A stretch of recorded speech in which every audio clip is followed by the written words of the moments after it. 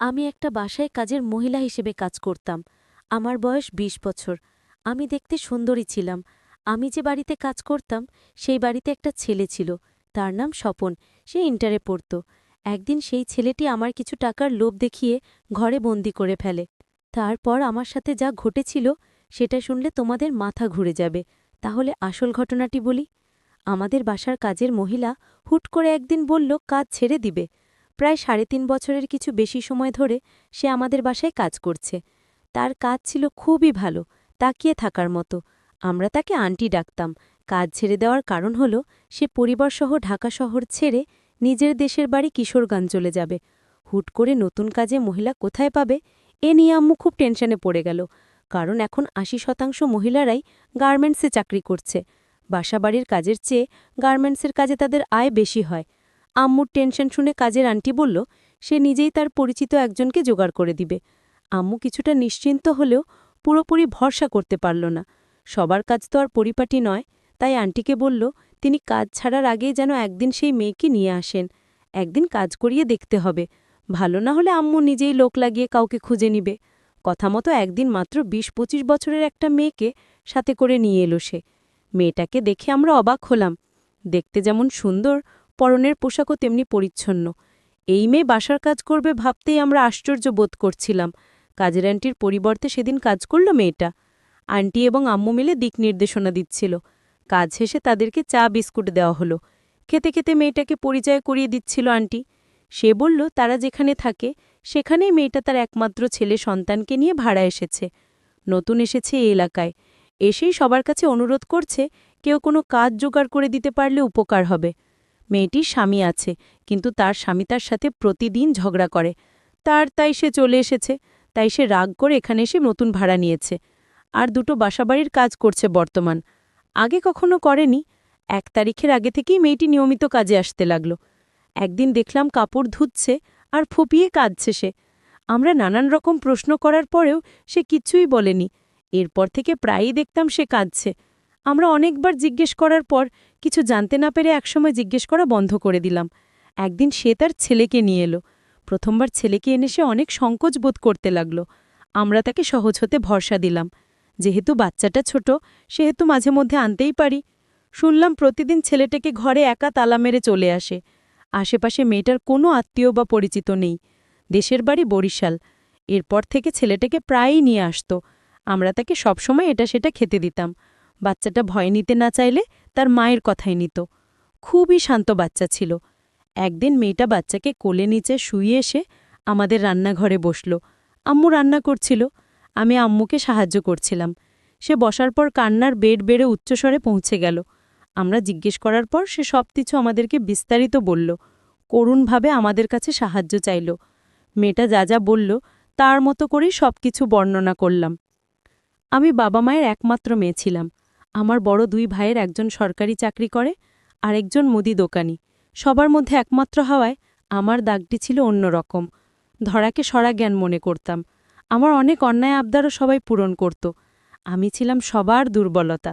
সবার এত এত প্রশ্রয়ের কারণে আমি বিগড়ে যাচ্ছিলাম, সেটা কেউ বুঝল না। স্কুলের গণ্ডি পেরোনোর আগেই স্কুলের ছেলের সাথে আমার ভালোবাসার সম্পর্ক তৈরি হলো। স্কুল ফাঁকি দেওয়া শুরু করলাম, যার কারণে প্রতি পরীক্ষায় ফেল আসত।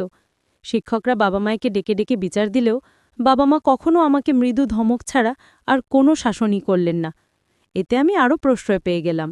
স্কুল, কোচিং আর বান্ধবীদের বাড়ি যাবার নাম করে ছেলেটার সাথে ঘুরে বেড়াতাম। সে আমার জন্য অজস্র টাকা পয়সা খরচ করত এবং সব সময় এটা সেটা উপহার দিত। এ কথা সে বুঝতে পেরে আর দেরি করেনি। এক পর্যায়ে তার সাথে আমার বিয়ে হয়েছিল। বিয়ে হওয়ার পর তার চরিত্র সম্পর্কে জানতে পারি। তার আচার আচরণ ভালো ছিল না। তার সাথে আমার ৬ মাস সংসার ঠিক ছিল। এক পর্যায়ে তার কাছ থেকে আমি অবহেলা পেতে থাকি। আমাকে সে কোনো মূল্য দেয় না। আগের মতো সম্মান করে না। তার মিষ্টি কথা, টাকা খরচ, ওহন আবদার শুনে আমি জ্ঞানশূন্য হয়ে গেলাম। আমি ভেবেছিলাম না, তার সাথেই সারা জীবনটা কাটিয়ে দেব। কিন্তু তার আর আমার কপালে ছিল না। তার সাথে আমার ঝগড়া লেগেই থাকত। সে আমার কোনো কথাই শুনত না। শেষে বুঝতে পারলাম তার সাথে সারা জীবনটা কাটানো আমার পক্ষে আর সম্ভব না। আমার এক ছেলে সন্তান ছিল। আমি তাকে নিয়ে এ বাড়ি থেকে চলে আসলাম সারা জীবনের জন্য। আমি তাকে ডিভোর্স দিতে বাধ্য হলাম। বাবার পারিবারিক অবস্থাও তেমন ভালো না। বাবা বর্তমান অসুস্থ। আমি ছাড়া বাবাকে দেখাশোনা করার মতো আর কেউ নাই। যারা ছিল তারা অনেক দূরে চাকরি করে। ছোটবেলায় আমার মা মারা গিয়েছিল। এখন বাবাকে দেখাশোনা, আমার খরচ করার মতো কোনো পয়সা নেই। আর তাই বাধ্য হয়ে আমি আপনাদের বাসায় কাজ করতে এসেছি। আমি কাজের মহিলার কথাগুলো শুনে আমার খুব খারাপ লাগছিল। এই মেয়েটাকে এভাবে সে ফাঁকি দিতে পারল? এত সুন্দর একজন মহিলা, তার কথায় বুঝলাম আসলে সে একজন শান্ত নীরব প্রকৃতির লোক। আর এই মহিলাটাকে সে এভাবে ঠকাতে পারল? যাই হোক, কাজের মহিলাটি আমাদের বাসায় সকাল 6টায় আসে আর রাত 8টায় চলে যায়। আমি স্বপন, আমার বয়স 22। আমি এবার ইন্টারে পড়ি। কাজের মহিলাটি আমার সময়মতো চা বানিয়ে দেয়, কাপড় চোপড় ধোয়ায়, খাওয়া দাওয়া সব কাজ করে এই মহিলাটি। এই মহিলাটির এই কষ্ট দেখে আমার খুব মায়া হতো। তার ছোট ছেলেটিকে নিয়ে আমাদের বাসার সকল কাজ করত। একদিন কাজের মেয়েটি আমায় বলল, স্যার, এ মাস শেষ হতে আরও 5 দিন বাকি, কিন্তু আজ আমার কিছু টাকার দরকার ছিল, কারণ বাবা খুবই অসুস্থ। বাবার জন্য আজ ওষুধ কেনার মতো কোনো পয়সা নেই। তাই যদি আজ 200 টাকা দিতেন তাহলে খুব উপকার হতো। ঠিক আছে, আপনি আসুন আমার সাথে। কাজের মহিলাকে নিয়ে একটা রিকশায় করে বাজারে গেলাম। ওষুধ ফার্মেসি থেকে তার বাবার জন্য ওষুধ কিনে দিলাম। আর তাদের জন্য 2 কেজি গরুর মাংস কিনে দিলাম। আর 1000 টাকা তার হাতে ধরিয়ে দিলাম। নাও, এটা খরচ করো। কাজের মহিলাটি তখন আমায় বলল, এত বাজার দিলেন, আমার এত কিছু লাগবে না, শুধু ওষুধ দিলেই হবে বাবার জন্য। মহিলাটি ভেবেছিল হয়তো তার বেতন থেকে আমি টাকাগুলো কেটে দিব। মহিলা কোনোভাবেই গরুর মাংস নিতে চাইল না। আমি বললাম, আরে রাখুন সবগুলো, আমি এটা আপনাকে এ মাসে বোনাস দিলাম, আপনার বেতন ঠিকই আপনি পাবেন। কাজের মহিলাটি অবাক হয়ে বলল, দেখুন, আপনি আমার জন্য এত কিছু করছেন কেন? সে বলল, আরে, আজ যদি আমার একটা বোন থাকতো তাহলে আমি কি তাকে দেখতাম না? কিন্তু আমার কেমন জানি একটা সন্দেহ হলো, ছেলেটি আমায় এভাবে আর্থিকভাবে সাহায্য করার কারণ কি? আমার কেমন জানি বিষয়টা অদ্ভুত লাগল। যাই হোক, আমি বাজার নিয়ে বাড়িতে ফিরলাম। তারপর রান্না করে বাবাকে খাওয়ালাম। পরের দিন আবার যখন তার বাসায় কাজ করতে গেলাম, তখন বাসার ছেলেটি, মানে আমি যাকে স্যার বলে ডাকি, তার নাম স্বপন, সে আমায় তার রুমে ডাকল এবং বলল, আপনি আমার জন্য ভালো করে একটি চা বানিয়ে নিয়ে আসুন। ঠিক আছে স্যার, আপনি বসেন, আমি নিয়ে আসছি। স্বপন তখন আমায় বলল, আপনি আমাকে স্যার বলবেন না, আপনি আমায় নাম ধরে ডাকবেন। আমি তার কথা শুনে কিছুটা অবাক হয়েছিলাম। তারপর চা নিয়ে আসলাম। চাটা খেয়ে সে আমার খুব প্রশংসা করল, আপনার হাতের চা অনেক ভালো হয়। আমি তার এই কথাটি শুনেও কিছুটা আশ্চর্য হলাম, কারণ ইদানিং লক্ষ্য করছি সে আমার প্রশংসা করছে, আমার কি লাগবে না লাগবে সব কিছুই দেখাশোনা করছে। একদিন স্বপনের মা বাবা ঢাকা বেড়াতে যাবে, কিন্তু স্বপন যাবে না, কারণ তার নাকি সামনে পরীক্ষা। আর তাই সমস্ত বাড়ির দায়িত্ব আমার হাতে বুঝিয়ে দিলেন। তাদের আসতে নাকি 1 সপ্তাহ সময় লাগবে। আর তাও বলে গেলেন, আপনি এই 1 সপ্তাহ স্বপনের দেখাশোনা করবেন আর রাতেও এই বাড়িতে থাকবেন। আমার কিছুই বলার ছিল না, কারণ আমি যদি তাদের এই কথা পালন না করি তাহলে হয়তো আমার চাকরিটা চলে যেতে পারে। আর তাই বাধ্য হয়ে আমার 1 সপ্তাহ আমি এই বাড়িতে থাকার সিদ্ধান্ত নিলাম। আমার একটা ভয় কাজ করছিল স্বপনের জন্য, কারণ স্বপন ইদানিং আমার বাজার খরচ, তারপর বাবার ওষুধের খরচ কেন দিল। পরের দিন তার মা বাবা চলে গেল ঢাকার উদ্দেশ্যে। এখন বাড়িতে আমি আর ও কাজের মহিলাটি। এত বড় বাড়ি, আর সেই বাড়িতে শুধু 2 জন মানুষ। আমার কেমন জানি একটা ভয় কাজ করছিল। স্বপন বাথরুমে স্নান করছিল, তখন আমায় ডাক দিয়ে বলল, বুয়া, আমি তোমায় ডাকছি, আমার কথা শুনতে পাওনি তুমি? আমি বললাম, বলুন স্যার। তখন সে বলল, তোয়ালেটা নিয়ে যেতে। আমি তার তোয়ালেটা এগিয়ে দিয়ে আসলাম। তারপর আমি এখান থেকে চলে আসলাম।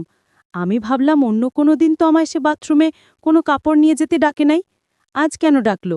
স্বপনের প্রত্যেকটা কাজ আমার কাছে অদ্ভুত মনে হলো। রাতের খাবার দিতে গেলাম স্বপনের রুমে। স্বপন তখন আমায় বলল, আমি একটা কথা বলতে চাই, কথাটি শুনে যান। আমি বললাম, কি স্যার, বলুন। সে তখন বলল, দেখুন, মা বাড়িতে থাকতে আমি মায়ের রুমে ঘুমাতাম, আমি একা একা রুমে ঘুমাতে ভয় পাই, তাই বলছিলাম। আমি তার কথা বুঝতে পারলাম, কিন্তু আমি কোনোদিন দেখি নাই তার মায়ের রুমে তাকে ঘুমোতে। স্বপন তার রুমেই ঘুমায় একা একা, অথচ আজ বলছি সে একা থাকতে ভয় পায়। স্বপনের মন কি চায় তা আজও আমি জানতে পারিনি। আমি তখন বলেছিলাম, দেখুন, আমি তো আপনার পাশের রুমে ঘুমাই, কোনো সমস্যা হলে বা কিছু লাগলে আমাকে ডাক দিয়েন, আমি নিয়ে আসব। দেখলাম স্বপনের মুখটা কিছুটা কালো হয়ে গেল। স্বপন বলল, ঠিক আছে। তারপর আমি আমার রুমে ঘুমাতে গেলাম। আমার কিছুতেই ঘুম আসছিল না। স্বপনের কথাগুলো বারবার মনে পড়ছিল। সে আমাকে টাকা দিল কেন? আমার মাথায় বারবার এসব চিন্তা ঘুরপাক খাচ্ছিল। পরের দিন সকালে সে আমাকে ৫,০০০ টাকা দিয়ে বলল, এই টাকাটা রাখো। আমি বললাম, এত টাকা আমাকে কেন দিবেন? সে বলল, আপনার বাবার ওষুধ কিনে খাওয়ানোর জন্য। কেন দেবেন আমায় এত টাকা? স্বপন বলল, এমনিতেই দিলাম তোমার বাবার জন্য। আমি বলেছিলাম, আপনার টাকা দেওয়ার পিছনে কোনো স্বার্থ আছে। সে বলল, আরে আপনি কি বলছেন? আমার আবার কি স্বার্থ? কাজের মহিলাটি বলল, এখন